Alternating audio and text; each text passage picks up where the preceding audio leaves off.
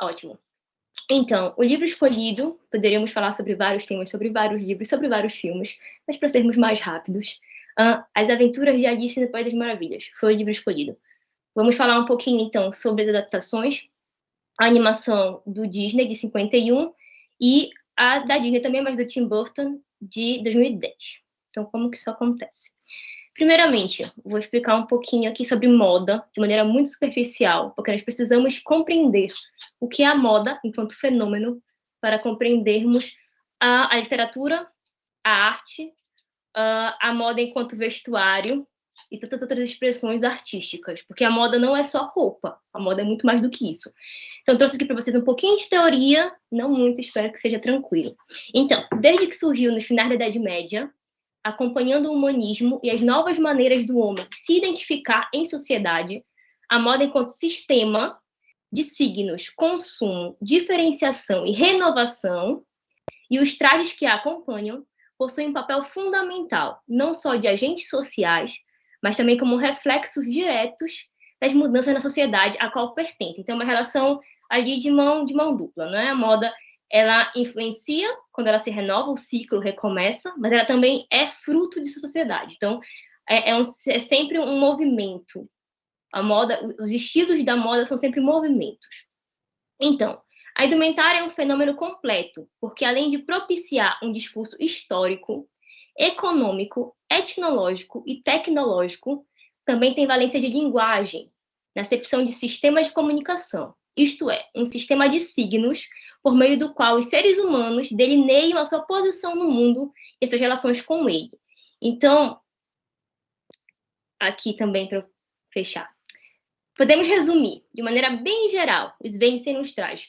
De maneira geral, podemos distinguir duas categorias principais em nossa compreensão do que é a moda. Podemos afirmar que ela se refere ao vestuário, ou que é um mecanismo, uma lógica, uma ideologia geral que, entre outras coisas, também se aplique à área do vestuário. Então, nós vamos ter aqui duas modas. A moda vestuário, que é a nossa roupa, que é o nosso cabelo, a nossa maquilhagem, nosso sapato, acessórios, e a moda sistema. Essa moda sistema, ela vai regir, por exemplo, o que as pessoas comem hoje. É sushi? É pasta? O que está na moda? O que está em vogue? Nomes de batismo, destinos de viagem, o carro que as pessoas usam e compram. Tudo isso é moda, tudo isso é sistema. O que elas fazem, como elas se comportam em sociedade, tudo isso é cíclico e muda. E embaixo disso temos o vestuário. Então, essa moda fenômeno é muito importante para nós compreendermos a literatura, entendermos como era a vida dessas pessoas, desses autores e dessas personagens, e como elas comunicam entre si. Então, quando nós compreendemos qual é o estilo da moda, que moda enquanto sistema está a acontecer naquela realidade que aqueles livros são escritos, ou então que aquelas personagens estão inseridas, nós compreendemos melhor tudo que está ao redor, não só a casa, a arquitetura, a roupa, o modo de falar, etc. Aqui eu trouxe uma linha do tempo, bem geral, para vocês perceberem, porque a moda do romantismo, que é onde se encaixa Alice, no País das Maravilhas, é uma moda muito diferente. O romantismo, século XIX, ele vem transformar muitas coisas na história da moda e na história da humanidade em geral. Aqui nós temos, bem no meio, na linha do meio, século XVIII, e vamos transitar um pouquinho embaixo, na linha de baixo, nós temos ali o início, finalzinho do XVIII, Revolução Francesa, temos o neoclassicismo, que é o início do século XIX, ali Jane Austen. Então, quem está familiarizado com filmes e com os livros de Jane Austen, porque ela é muito detalhista, consegue vislumbrar esse período aqui de neoclassicismo na moda. E depois temos o romantismo, que já é aí, temos Rainha Vitória como a grande imagem da moda romântica, mas não só. Aqui temos Dona Maria, Segunda, etc. E no finalzinho do 19, caminhamos para a Belle Époque. Consideramos na moda Belle Époque ali a partir de 1870, década de 70 do século XIX. Mas são todos muito interligados. Então, se nós formos, por exemplo, pegar Jane Austen, romantismo, por exemplo, Lewis Carroll, por exemplo, Charlotte Brontë, por exemplo, Elizabeth Gaskell, até Machado de Assis. que já é um pouquinho no final, se nós pegarmos todos eles têm uma linha comum. E se nós compreendermos a sociedade e o mundo romântico em que eles estavam inseridos, a Jane caminhando, Machado de Assis já saindo, mas como tudo isso conversa.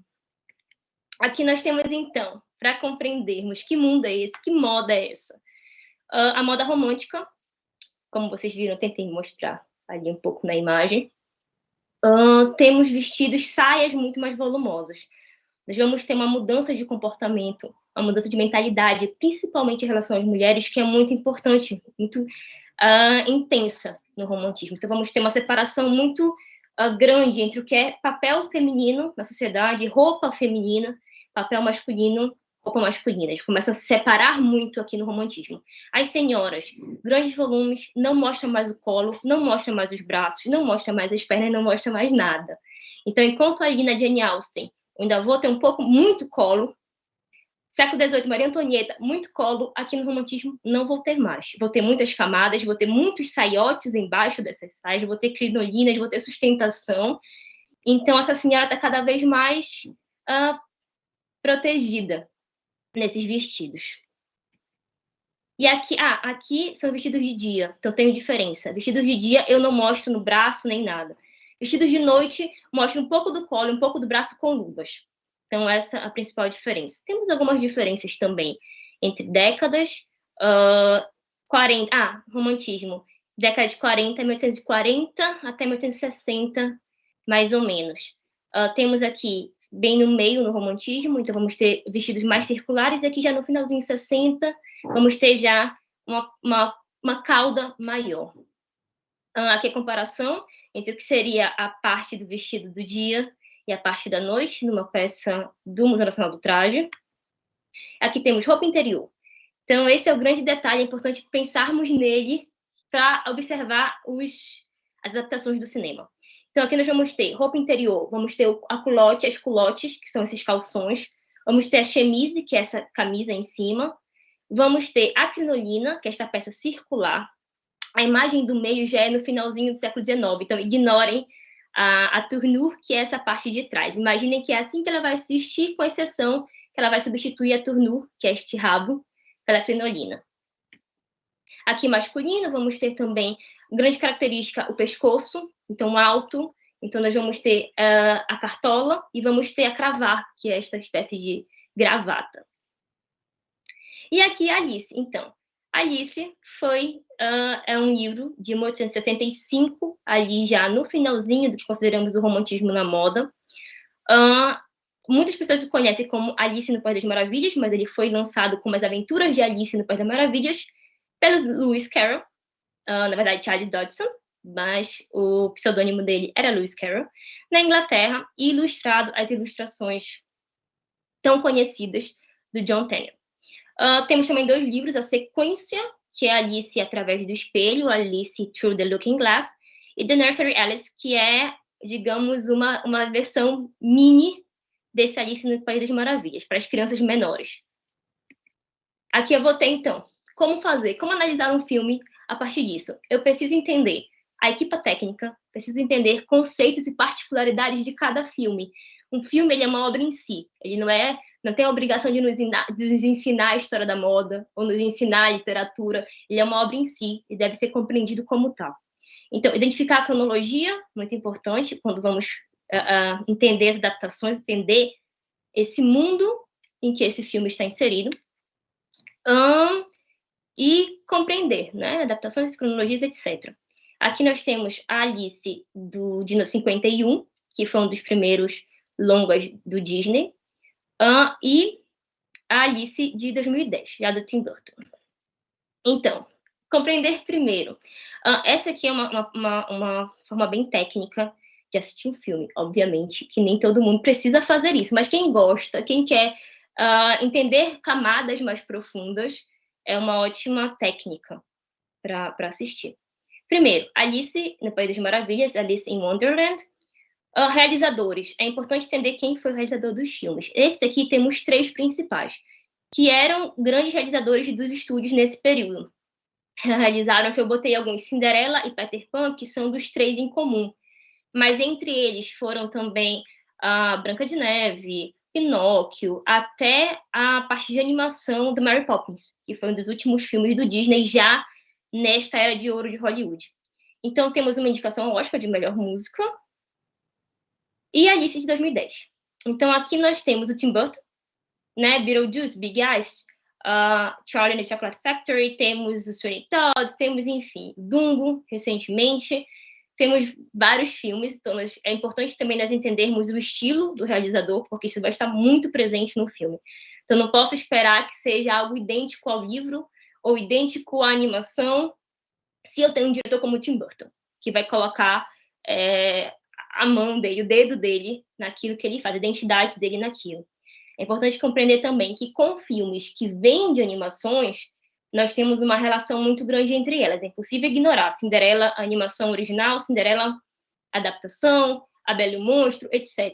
Principalmente na Disney, que é o mesmo estúdio e tem o domínio total da produção. Então, querendo ou não, elas estão interligadas. Nós temos, então, diretor de figurino, direção de figurino. Quando vamos falar de moda e traje de cena, é fundamental entendermos diretor de figurino, por quê? Assim como o realizador vai colocar o dedo dele ali, a identidade dele. No caso da Alice, temos a Colleen Atwood. Ela é sensacional, ela trabalha com Tim Burton há muito tempo, em muitos filmes do Tim Burton. Ela é vencedora de 4 Oscars. Então, Monstros Fantásticos e Onde Encontrá-los, Memórias de uma Geisha, Chicago, e ganhou também o Oscar de melhor figurino com Alice. Ou seja, é uma diretora que tem domínio da parte histórica, tem domínio da história da moda, cronologia, mas, ao mesmo tempo, embarca na identidade do Tim Burton. Então, sabe também mexer com o fantástico, sabe trabalhar com o fantástico, adaptar bem essa literatura, esse roteiro, etc. É importante também entendermos isso.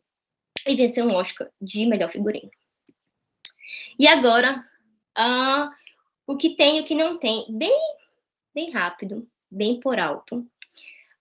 Em Alice, de 1951, aqui eu trago o primeiro parágrafo do livro da Alice. Alice começava a aborrecer-se imenso de estar sentada à beira-rio com a irmã, sem nada para fazer. Espreitava 1 ou 2 vezes para o livro que a irmã lia, mas não tinha gravuras nem diálogos. E aqui o livro começa assim, e o filme da Disney também começa assim. Então, eu vou ter a irmã de Alice sentada a ler, e eu vou ter todas as características de uma moda romântica aqui. Eu consigo ver os saiotes, eu consigo ver a roupa interior, eu consigo ver as meias, eu consigo ver o chale, que é muito importante no romantismo, e eu consigo ver o bonnet, que é esse chapéu do período.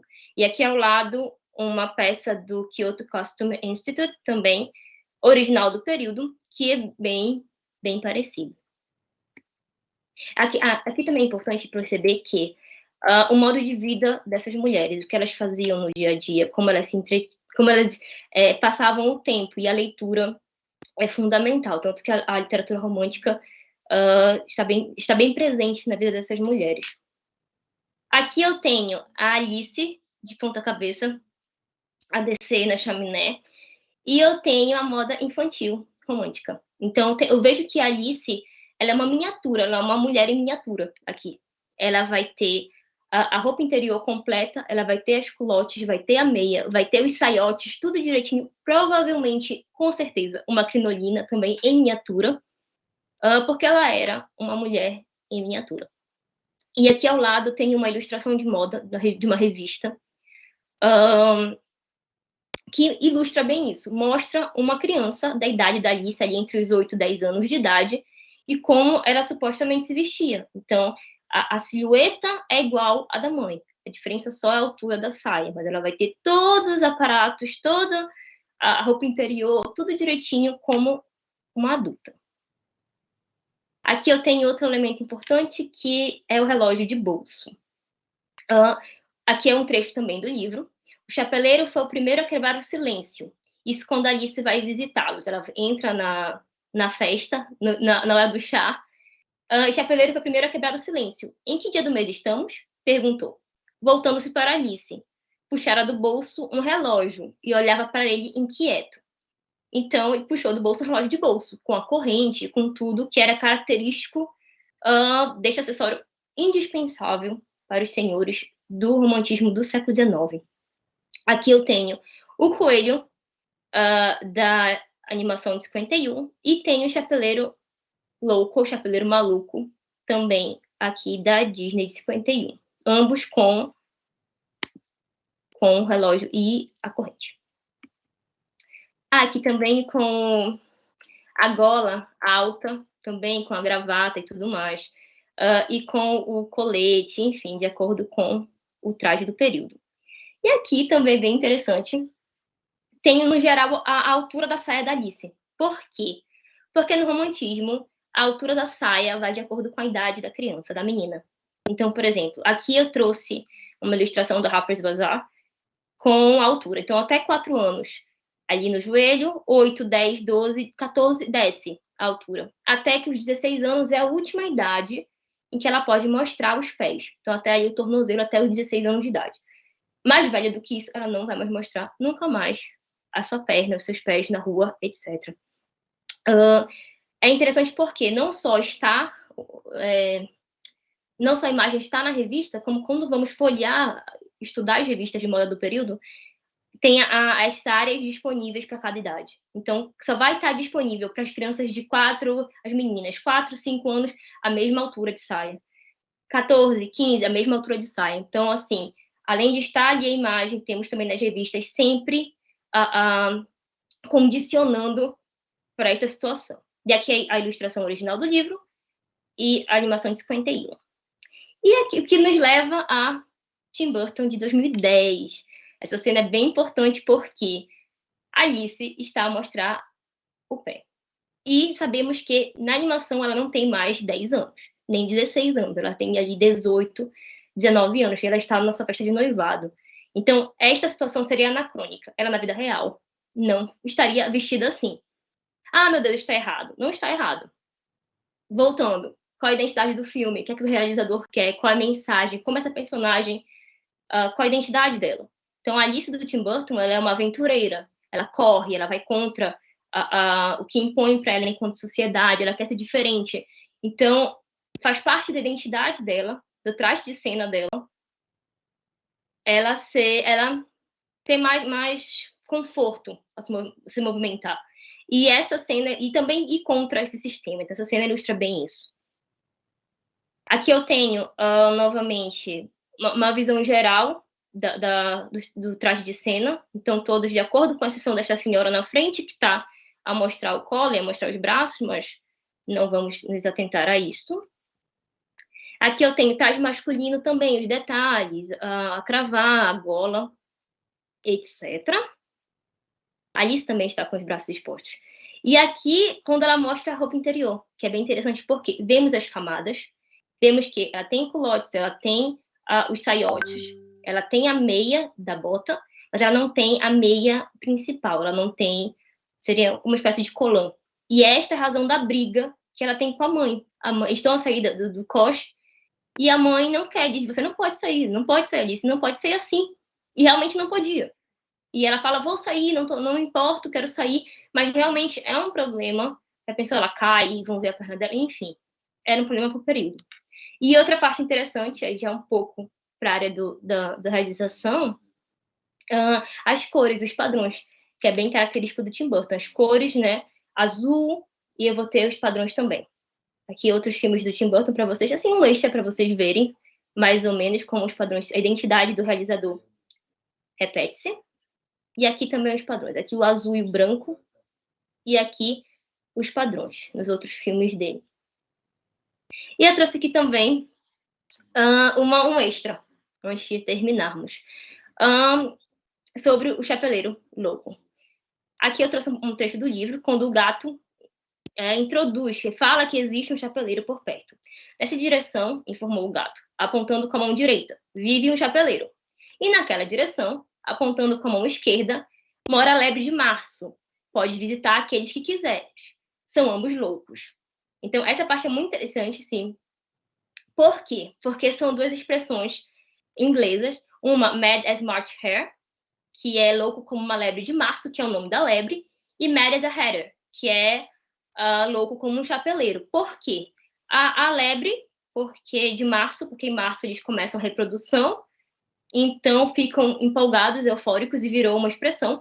E o chapeleiro, porque existe uma doença. No romantismo, na época do romantismo, na Revolução Industrial, de maneira geral, chamada de doença do chapeleiro louco. É uma doença que atinge o chapeleiro, e não quem usa o chapéu, por causa do mercúrio, do nitrato de mercúrio. Então, eles tinham, no período da Revolução Industrial, áreas, né, freguesia e bairros específicos de cada produção, e percebeu-se que, nas áreas de chapelaria, por eles usarem o mercúrio para trabalhar o pelo do castor, porque nesse período, tanto a cartola quanto alguns chapéus também, chapéu coco, enfim, que é um pouquinho mais adiante, mas ainda era utilizado essa técnica, utilizavam nitrato de mercúrio para trabalhar o pelo do castor, a pele do castor. E eles ficavam com doenças neurológicas, ficavam com tremores, ficavam nervosos, ficavam com timidez, enfim, vários problemas. Depois identificaram que era por conta disso. Então, aqui eu trouxe o Brummel, que é um grande nome do dandismo, que é aquele estilo Oscar Wilde, o Darcy, Mr. Darcy, de Orgulho e Preconceito, ele é um dandy. Então, toda essa moda masculina, como nós imaginamos do romantismo, o Brummel é um grande influenciador disso. Então, ele está com a cartola, é uma peça fundamental. E aqui é uma cartola original, do século XIX, do Museu Nacional do Traje também. Então, ou seja, era nítido para eles que o chapeleiro era louco por ser chapeleiro. Não ele era simplesmente um chapeleiro e era louco, mas não. Por ele ser um chapeleiro, por ele ter contato durante muito tempo com o mercúrio, ele era louco. E então é isso, obrigada. Espero que tenham gostado. Foi, enfim, muito rápido. Espero que não tenha sido muito rápido. Mas é isso. Fiquem à vontade se tiverem alguma dúvida.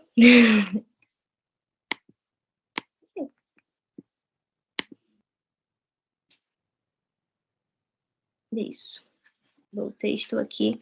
Estou. Foi? Vou falar aqui para o pessoal do Instagram.